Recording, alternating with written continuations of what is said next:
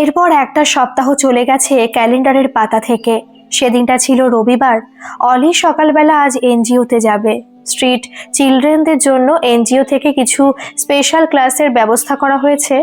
অলিও আজ ক্লাস নেবে সেখানে। এই ভেবে সকাল সকাল রেডি হয়ে হাজির হয়েছিল শ্যামবাজারে, ওদের এনজিওর অফিসে।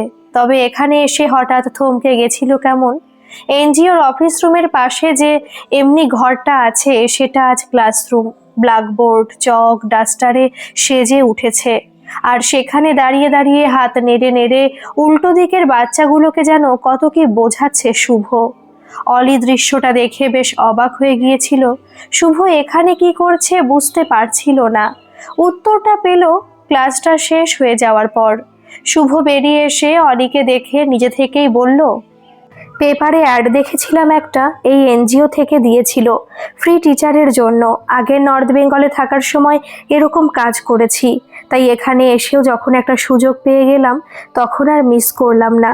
এরপর শনি রবি ছুটির দিনগুলোতে এখানে 2 ঘন্টা করে ক্লাস নেব সায়েন্সের। কথাটা শেষ করে শুভ এবার আলতো হাসলো অলির দিকে তাকিয়ে।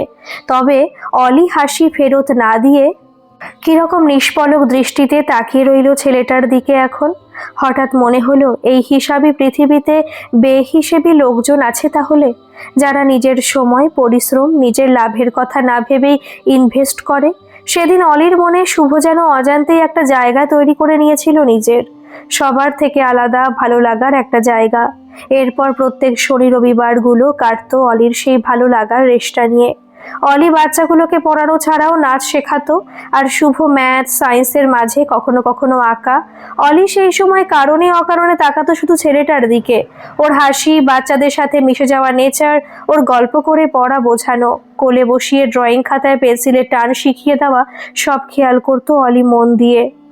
আর কিছু না বলেও একটা মন ভালো করা সকাল নিয়ে আসতো এই শহর অলির কাছে।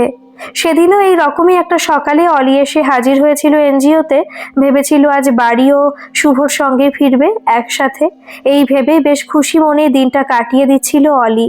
কিন্তু তাল কাটলো সেদিন এনজিও থেকে বেরিয়ে। অলি খেয়াল করেছিল শুভ দুপুর 1টার মধ্যে বেরিয়ে গেল এনজিও থেকে। অদ্ভুত, অন্যদিন তো 3টের আগে বেরোই না ছেলেটা। সেই ভেবেই অলি বেশ তড়িঘড়ি নিজের কাজ শেষ করে বেরিয়ে এসেছিল এনজিওর দরজার বাইরে। আর মনে ভিড় রাস্তার মধ্যে, তারপরও খুঁজছিল শুভকে। এত তাড়াতাড়ি নিশ্চয়ই খুব বেশি দূর যেতে পারেনি। এই ভেবে এলোমেলো ভাবে তাকাচ্ছিল রাস্তার এদিক সেদিক। কিন্তু এই মুহূর্তে হঠাৎ দূরের একটা দৃশ্য দেখে কথার চোখটা স্থির হয়ে গেল অলির। শুভ একটা মেয়ের সাথে বেশ হেসে হেসে কথা বলে হলুদ ট্যাক্সি দরজাটা খুলে দিচ্ছে ওর জন্য। তারপর মেয়েটা ওঠার পর শুভ নিজেও ট্যাক্সিতে উঠে গেল। আর অলির চোখের পলকে ধুলো উড়িয়ে ট্যাক্সিটা দূরে কোথাও হারিয়ে গেল কেমন। অলি যেন থমকে দাঁড়িয়ে রইল সেই মুহূর্তে কিরকম রাস্তার মাঝে। আজ হঠাৎ এইসব দেখেই ছেলেটার জন্য অদ্ভুত একটা খারাপ লাগা এসে ভিড় করছে ওর মনে। মনে হচ্ছে এটা তো হওয়ার কথা ছিল না। আজ তো অলির ফেরার কথা ছিল শুভর সাথে, তাহলে সব এরকম বদলে গেল কি করে? কথাটা ভেবেই হঠাৎ অলির মনে মেঘ জমলো কেমন। চারিদিকে বৃষ্টি নামলো তখন না চাইতেও। এরপর অলি বাড়ি ফিরে খুব অস্থিরভাবে অপেক্ষা করতে থাকলো আজ ছেলেটার জন্য। মনে মনে শুধু একটা প্রশ্নই ঘোরাফেরা করছিল ওর, যে মেয়েটা কে, যার সঙ্গে ছুটির দিনের কলকাতায় শুভ একা একা সময় কাটায়? ও কি তাহলে প্রেম করে? গার্লফ্রেন্ড আছে ওর? কিছুতেই যেন ঠিক মেলাতে পারছিল না কিছু। শুধু এইসব ভেবে অলির চারিদিকটা কিরকম মন খারাপ ছড়িয়ে যাচ্ছিল এখন। সেদিন এইসব ভাবনার ভিড়েই ঘড়ির কাঁটা যখন 10টা ছুলো তখন শুভর কলিং বেল বাজানোর আওয়াজ কানে এলো অলির। এর মানে এতক্ষণে সময় হলো ওনার ফেরার। ভেবে কিরকম একটা রাগ আর কষ্ট এসে জমা হলো মনে। শুভ এরপর নিজের ঘরে যেতেই অলিও কয়েক মিনিটের ভিড়ে হাজির হলো সেখানে। শুভ এখন হঠাৎ অলিকে দেখে একটু হেসে জিজ্ঞাসা করে উঠল, তুমি কখন ফিরলে আজ এনজিও থেকে? তুমি কিন্তু খুব ভালো নাচতে পারো, এটা আমার জানা ছিল না। বাচ্চাদের এখন শেখাও যখন দেখি। অলি এইসব শুনেও না শোনার মতন করে অন্য একটা প্রশ্ন করে উঠল ডিরেক্টলি শুভকে হঠাৎ, ওই মেয়েটা কে ছিল জানতে পারি? শুভ এরকম প্রশ্নে কয়েক সেকেন্ড সময় নিয়ে বলে উঠল, মেয়ে মানে কার কথা বলছো? অলি এবার আরও সোজাসুজি বলল, যার সাথে ট্যাক্সিতে উঠে গেলে সে গার্লফ্রেন্ড? অলির এরকম প্রশ্নে শুভ এবার চুপ করে রইল যেন কিছুক্ষণ। অলির এতে রাগ আর খারাপ লাগাটা বাড়লো আরও। ও এবার একটু কথা সাজিয়ে বলল, ও সরি, মনে হয় বেশি পার্সোনাল কোয়েশ্চেন করে ফেলেছি। এতটাও ভালো বন্ধু নই আমরা। ঠিক আছে, আসছি। কথাটা শেষ করিয়ে অলি চলে যেতে যাচ্ছিল, কিন্তু শুভ ওকে থামিয়ে দিয়ে বলল, না সেরকম না, আসলে ও আমার গার্লফ্রেন্ড না, গার্লফ্রেন্ড ছিল একটা সময়ে। অলি এই উত্তরের কোনো মানেই খুঁজে না পেয়ে ওর দিকে অদ্ভুতভাবে তাকিয়ে বলল, মানে বুঝলাম না ঠিক।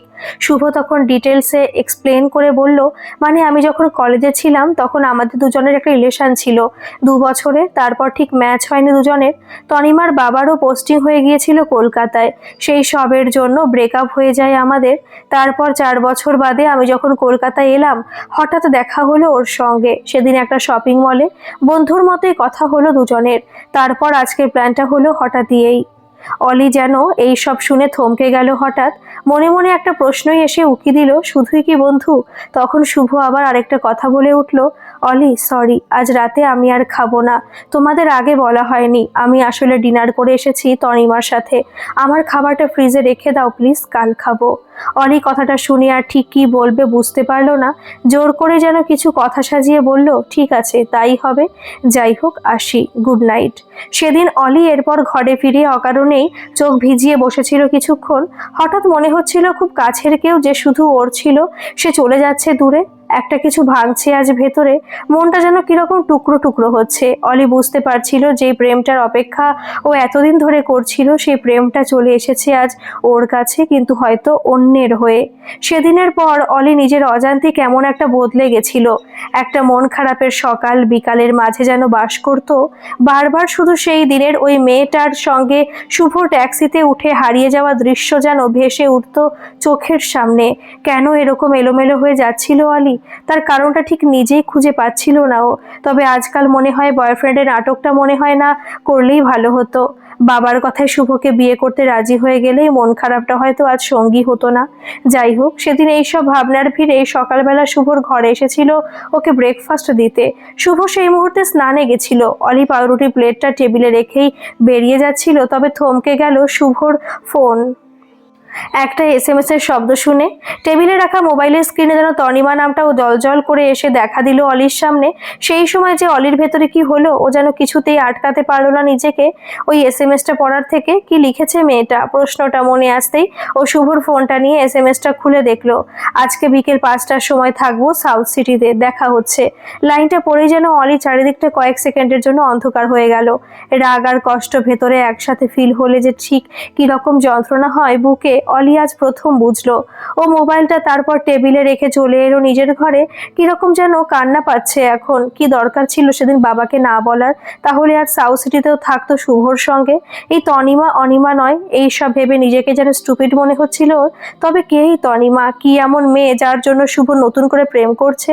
এটা দেখার একটা কিউরিসিটি মনে এসে ভিড় করলো কেমন। অলি ব্যাপারটা ভেবেই বুবাইকে ফোন করলো। এই ছেলেটার হেল্প চাই আজ, নইলে একা একা সাউথ সিটি কি অজুহাতে যাবে? এই সব ভাবনার ভিড়ে বুবাই সেই পুরনো গলায় বেশ খুশি খুশি হয়েই ফোনটা ধরে বলল, হাই হলিদি, কি খবর, কেমন আছো? সেদিন যা রেগে গেছিলে, আমি তো ভাবলাম আর ফোনই করবে না হয়তো কখনো। অলি কথাটা শুনে কোনো উত্তর না দিয়ে একেবারে কাজের কথায় এসে হাজির হলো। একটু সাজিয়ে গুছিয়ে বলল, আজ বিকেলে 5টার সময় সাউথ সিটি যেতে পারবি? তোকে কেএফসিতে খাওয়াবো। বুবাই তো এবার বেশ অবাক হয়েই বলে উঠল, কি কাজ অলিদি, আবার বয়ফ্রেন্ড সাজতে হবে? নইলে তো ঘুষ তুমি দিতে না। অলি এটার এক কথায় উত্তর দিল, হ্যাঁ ঠিক বুঝেছিস, তবে নো ওভার অ্যাক্টিং, মনে থাকে যেন। কথাটা কমপ্লিট করে অলি আর বুবাইয়ের হ্যাঁ না কিছু না শুনেই ফোনটা রেখে দিল। তারপর ঠিক বিকেলের মধ্যে এনজিও থেকে সোজা হাজির হলো সাউথ সিটির সামনে। বুবাইও সেজেগুজে রেডি অ্যাক্টিং করার জন্য। অলিকে দেখে একগাল হেসে বলল, তুমি আজ একদম টেনশন ফ্রি থাকো, আজ আর সিনগুলোকে ঝোলাবো না আমি, দেখো শুধু একবার। অলি এটা শুনে একটু জোর করে হেসে বলল, দেখা যাবে, চল এখন। কথাটা শেষ করে এবার অলি মলে ঢুকেছিল। প্রেমিক যুগলরা যে বেশিরভাগ ফুড কোর্টেই থাকে সেটা অলি জানে, তাই আর সময় নষ্ট না করে ফুড কোর্টের রাস্তায় পা বাড়িয়েছিল। আর এখানে এসে মিলেও গেল ধারণাটা, ওই দূরের টেবিলটায় শুভ বসে আছে। উল্টো দিকে সেই দিনে ট্যাক্সিতে উঠে যাওয়া মেয়েটা দেখে কিরকম যেন মুখটা কঠিন হয়ে গেল ওর। ও বুবাইয়ের হাতে এরপর কিচ্ছে করেই নিজের হাতটা জড়িয়ে এসে হাজির হয়েছিল ওদের সামনে। এক্সপ্রেশনটা তবে এমন দিয়েছিল যেন অবাক হয়ে গেছে ভীষণ শুভকে দেখে, আর বেশ থমকে দাঁড়িয়েও বলে উঠেছিল, আরে শুভ তুমি এখানে?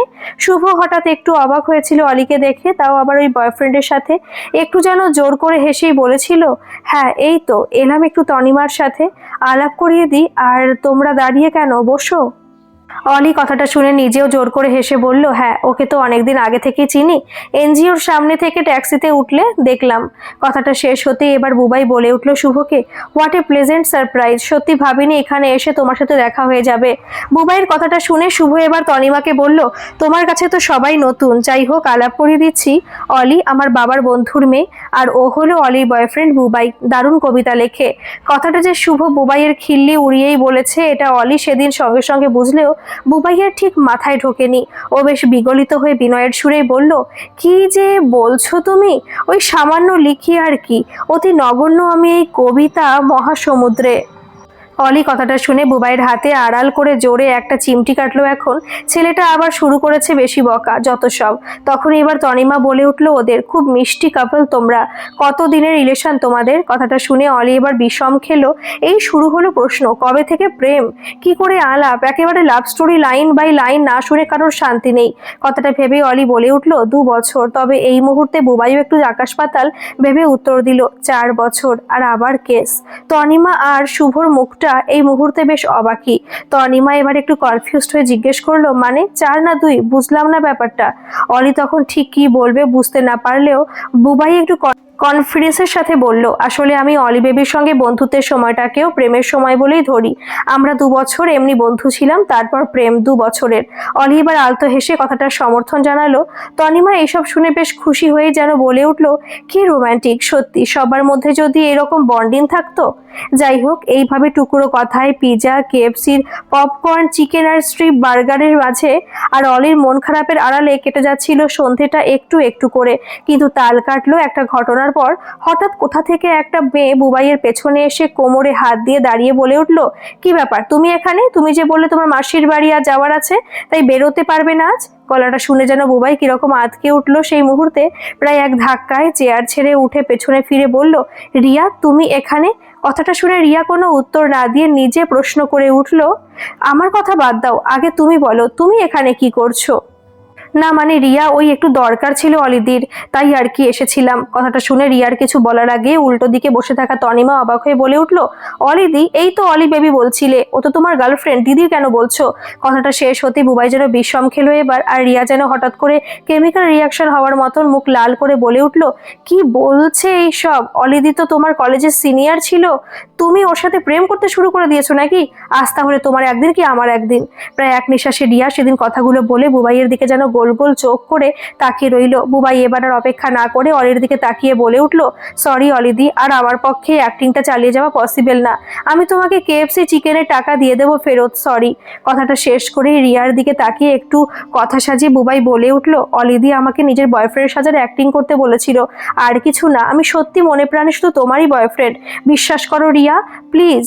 রিয়া কথাটা শুনে আর কোনো উত্তর না দিয়ে রাগে গজগজ করতে করতে উল্টো দিকে হাঁটতে শুরু করলো এবার, আর বুবাইও আর কোনো দিকে না তাকিয়ে রিয়ার পেছন পেছন হাঁটতে শুরু করলো। তবে এইসবের মধ্যে অলি কয়েক সেকেন্ড যেন মূর্তির মতন স্থির হয়ে বসেছিল। তারপর শুভর অবাক হয়ে যাওয়া মুখটা দেখে খেয়াল হলো যে কি হয়েছে এতক্ষণ, সব সত্যি বেরিয়ে গেছে সবার সামনে, আর লজ্জার কিছু বাকি নেই। অলি আজ শেষ। কথাটা ভাবতেই অলি উঠে দাঁড়ালো। তারপর আমি আসছি বলেই জোরে পা চালালো। যে করেই হোক এখন ওকে শুভ আর তনিমার সামনে থেকে দূরে চলে যেতে হবে, এই মলটা থেকে দূরে চলে যেতে হবে। কি করে আর ওদের ফেস করবে অলি? ইস কি ভাবছে এখন ওরা অলিকে নিয়ে। আর বুবাইটা, ও একটা গল্প বানিয়ে বলতে পারলো না গার্লফ্রেন্ডকে, সব সত্যি একেবারে উগড়ে দিতে হলো। এইভাবে কেস খাওয়ালো অলিকে ছেলেটা।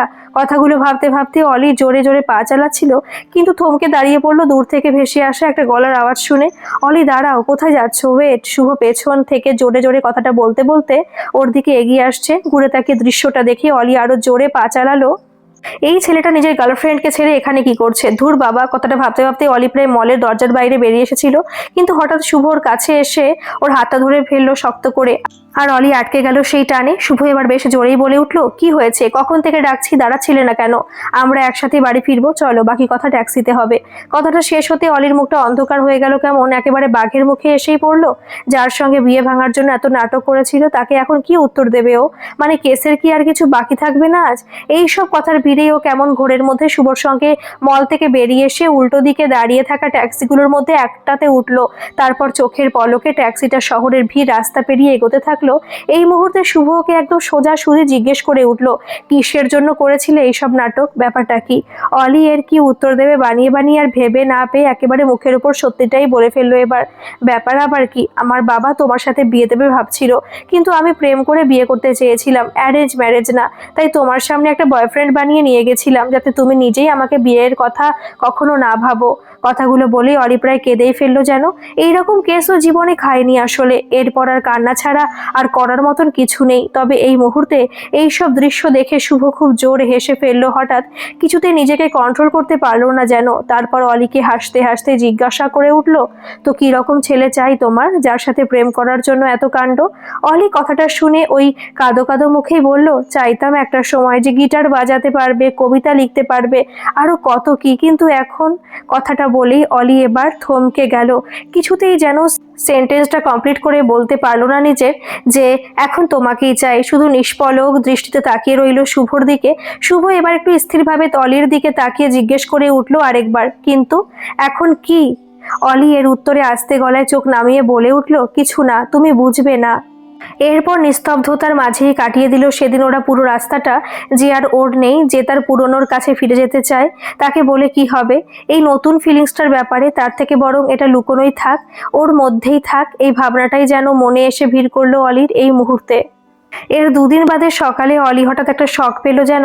নর্থ বেঙ্গল থেকে শুভর বাবা এসে হাজির হঠাৎ অলিদের বাড়িতে।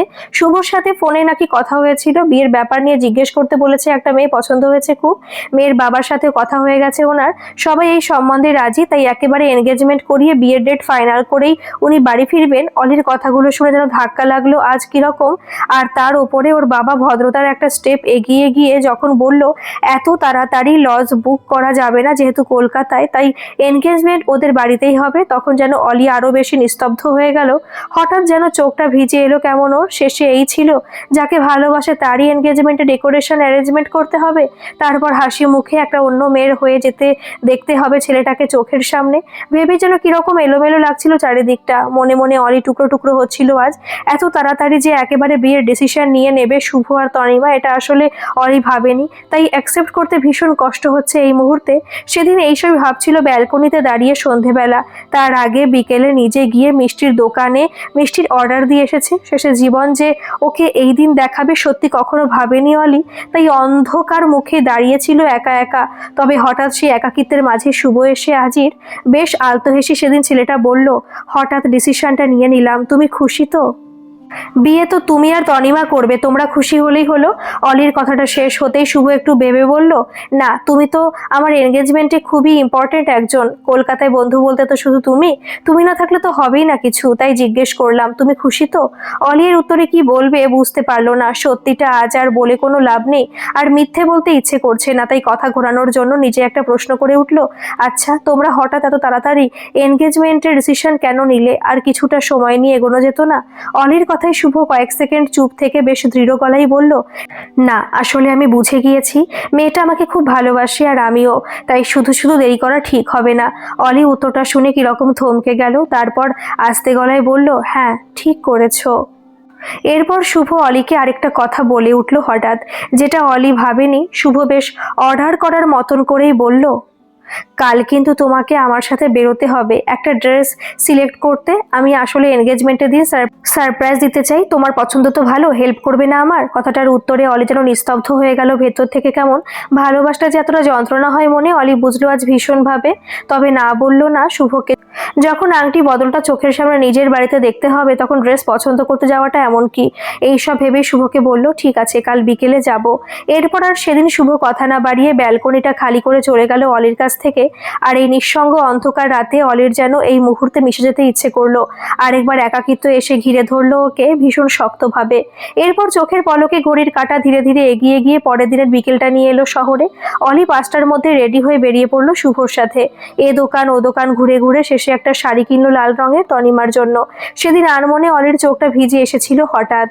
শুভ খেয়াল করেনি ব্যাপারটা। আসলে যখন বিভিন্ন দোকানে গিয়ে শাড়িগুলো দেখছিল নিজের না পাওয়াটা বেশি করে মনে পড়ছিল ওর। মনে হচ্ছিল এই দিনটা তো ওর হওয়ার কথা ছিল। সব হিসেব কেমন বদলে গেল জীবনের। আর অলির হাতটা খালি রয়ে গেল আজ। যাই হোক এই এলোমেলো ছন্ন ছাড়া ভাবনাগুলোর ভিড়েই সারা রাত পার করে এনগেজমেন্টের দিনের সকালটা চলে এলো জীবনে। অলি সারা রাত ঘুমোয়নি কাল থেকে। অপেক্ষা করছিল এই সকাল হওয়ার, তাহলে একটু এই বাড়ি থেকে বেরিয়ে শান্তি পাবেও। এই ভেবে রেডি হয়ে 9টার মধ্যে ড্রয়িং রুমে এসেছিল। শুভ এই মুহূর্তে কফি খাচ্ছিল বসে। ওকে এইভাবে রেডি হয়ে আসতে দেখে নিজে একটু অবাক হয়ে গেল হঠাৎ। তারপর জিজ্ঞেস করে উঠলো উত্তেজিত গলায়, এ কি তুমি কোথায় যাচ্ছ? আজ তো এনগেজমেন্ট, তুমি আজও এনজিও যাবে নাকি? কথাটা শুনে অলি যেন থমকে গেল কিছুক্ষণ। এমনভাবে শুভ বলল যেন ওর সঙ্গে এনগেজমেন্ট। তবে ভাবনাটাকে আর বাড়তে না দিয়ে অলি একটু অন্ধকার মুখেই বলে উঠল, আমি বিকেলের মধ্যে চলে আসব। আর তো কোনো কাজ নেই এখানে, ডেকোরেশনের লোকেরাও চলে এসেছে। আর বাবা কাকুর সঙ্গে গিয়ে ক্যাটারিংকে বলে দিয়েছি। যাই হোক আসি এখন। তুমি আজ আমার থাকা না থাকা নিয়ে নাইবা ভাবলে, তনিমাকে নিয়ে ভাবো। কথাটা বলেই অলি এবার বেরিয়ে এলো বাড়ি থেকে শুভর সামনে। এই মুহূর্তে আকাশে ঝকঝকে রোদ, ভীষণ রোদেলা চারিদিক। কিন্তু অলির চোখে হঠাৎ যেন বৃষ্টি নেমে এলো কেমন। ঘন কালো অন্ধকার মেঘে ঢেকে রইল ওর চারিদিকটা। এনজিওতে গিয়েও ঠিক শান্তি পেল না যেন আজ। মনটা আসলে ওই ছেলেটার কাছেই পড়ে আছে ওর। তাই শরীরটাকে যেখানেই নিয়ে যাক মনে মনে তো একটা না পাওয়ার যন্ত্রণার সাথেই সহবাস করছে সারাক্ষণ। সেদিন এইসব ভাবতে ভাবতেই সব কাজ শেষ করে বিকেল 4টের পর বেরিয়ে এসেছিল এনজিও থেকে। তবে গেটের বাইরে আসতেই কেমন যেন অবাক হয়ে গেল অলি। ওর বাবার গাড়িটা নিয়ে শুভ নিজে এসে দাঁড়িয়ে আছে এখন এনজিওর সামনে। অলি দৃশ্যটা দেখে অবাক হয়ে শুভর কাছে গেল। তারপর কিছু না ভেবেই বলে উঠলো, তুমি এখানে কি করছো? আজ না তোমার এনগেজমেন্ট? এখানে আসার কি দরকার ছিল? শুভ এর উত্তরে অল্প হেসে বলল, তোমাকে নিতে এসেছি। তারপর দেখা গেল তুমি আমার এনগেজমেন্টে এলেই না, তখন কি হবে? তাই চলে এলাম। আর একটু দেরি করলে এনজিওর ভেতরে ঢুকে নিয়ে আসতাম। অলি এইসব শুনে ঠিক কি বলবে বুঝতে পারলো না। বুকের ভেতরের কষ্টটা যেন আরো দ্বিগুণ তিনগুণ হয়ে বেড়ে গেল ওর। মনে হলো যার কাছ থেকে পালাতে চায় সেই মানুষই যেন নিজে থেকে এসেছে ওকে আঘাত দিতে, টুকরো টুকরো করে ভাঙতে। মনে মনে রাগ হচ্ছে আজ নিজের ওপর। কেন সেদিন শুভর সঙ্গে সম্বন্ধটা ভাঙার জন্য তো নাটক করলো? কেন বুঝলো না নিজের মনকে? তাহলে হয়তো জীবন ওর সাথে এরকম নাটক করতো না আজ। এইসব ভাবনার মাঝে অলি গাড়িতে উঠে বসলো চুপচাপ। তারপর চলন্ত রাস্তা পার করে হাজির হলো মন ভাঙার ঠিকানায়, ওর নিজের বাড়িতে। এই মুহূর্তে এসে অলি আরো বেশি থমকে গেল। ভীষণ সুন্দর করে ফুল দিয়ে সাজিয়েছে আসলে ওদের বাড়িটা আজ। কয়েক সেকেন্ডের জন্য এইসব দেখে অলির ভীষণ ভাবতে ইচ্ছে করছে যেন অনুষ্ঠানটা ওর জন্যই হচ্ছে। তবে ভাবনাটা যেহেতু মিথ্যে তাই অলি সেটাকে আর বাড়তে না দিয়ে ড্রয়িং রুমে চুপচাপ দাঁড়িয়ে রইল কিছুক্ষণ। তখন শুভই ওর কাছে এসে বলে উঠলো হঠাৎ, কি হলো? এখানে দাঁড়িয়ে আছো যে, রেডি হতে যাবে না? এইভাবে এনগেজমেন্ট আসবে নাকি? শুভর কথাটা শুনে অলি আর নিজেকে থামাতে পারলো না এই মুহূর্তে। ওর রাগে কষ্ট যেন মুখটা লাল হয়ে গেল হঠাৎ। কিছু না বলেই এরপর নিজের ঘরে এসে দরজা বন্ধ করে দিল। একটু এইসব মন ভাঙার কষ্ট যন্ত্রণা থেকে দূরে যদি থাকা যায় এই ভেবেই নিজের ঘরে দরজা দিয়েছিল। কিন্তু চোখটা এই সময় ভিজেই গেছিল অলির জলে।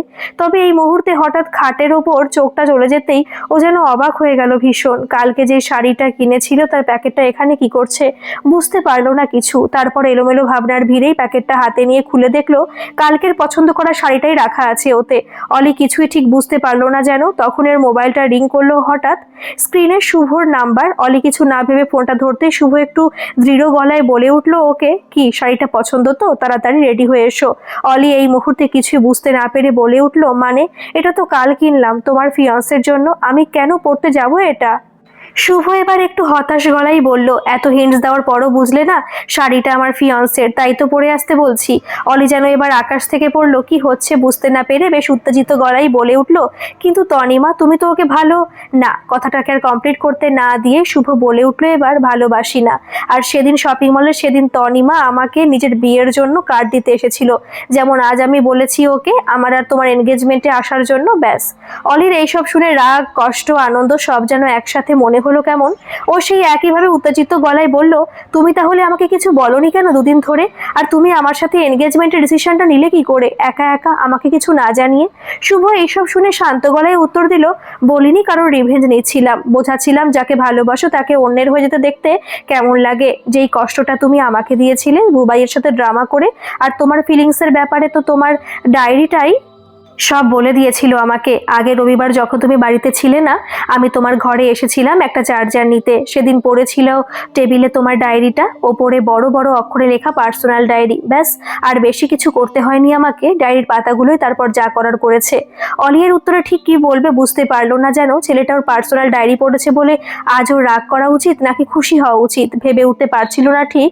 তখনই শুভ বলল হঠাৎ, কি হলো, কি ভাবছো? এরপর কিন্তু রেডি না হলে দেরি হয়ে যাবে। অলরেডি সব গেস্টরা আসতে শুরু করে দিয়েছে, আর পাত্রী মিসিং। আর তোমার ডায়েরি পড়েছি বলে রাগটা এখন জমিয়ে রাখো, পরে দেখাবে যত খুশি। এখন প্লিজ শাড়িটা পরে নিচে এসো তাড়াতাড়ি, আই এম ওয়েটিং। কথাটা শেষ করে শুভ ফোনটা কেটে দিল এখন। তবে অলি কিছুক্ষণ স্থির হয়ে দাঁড়িয়ে রইল ওই লাল শাড়িটা হাতে ধরে। রূপকথারা বাস্তবের জীবনেও চলে আসে হঠাৎ, একটা খাপ ছাড়া টুকরো গল্প জুড়ে যায় এইভাবে। বিশ্বাস হচ্ছিল না ঠিক। কথাটা ভাবতে ভাবতেই সেদিন রেডি হয়েছিল। এরপর খোলা চুলে ছোট একটা লাল টিপ পরে লাল রঙের শাড়িতে সেজে উঠেছিল অলি। তারপর ধীর পায়ে ড্রয়িং রুমে এসে দাঁড়িয়েছিল শুভর সামনে একটা রূপকথার গল্পকে কমপ্লিট করতে। আর শুভ এই মুহূর্তে অলির দিকে নিষ্পলক দৃষ্টিতে তাকিয়েছিল, যেন এই দিনটার জন্য মনে মনে অনেকদিন ধরে ওয়েট করেছিল। হয়তো সেই শুরুর দিন থেকেই, যখন অলিকে এই বাড়িতে এসে দেখেছিল প্রথমবার তখনই। তাই একটা হাসি আপনা আপনি চলে এলো মুখে।